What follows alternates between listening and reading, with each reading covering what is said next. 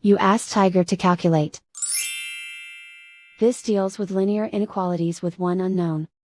The final result is z greater than 3. Let's solve it step by step. Simplify the expression. Expand the parentheses.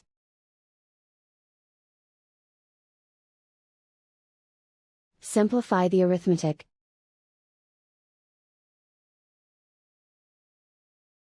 Group all constants on the right side of the inequality. Add 5 to both sides.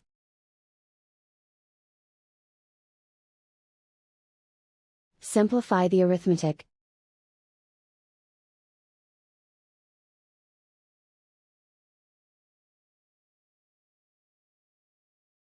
Isolate the z. Divide both sides by 5.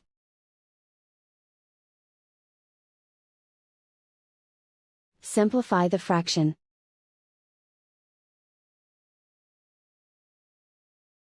Find the greatest common factor of the numerator and denominator.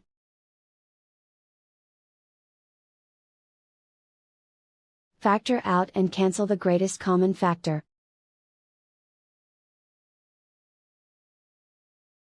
Plot the solution on a coordinate grid.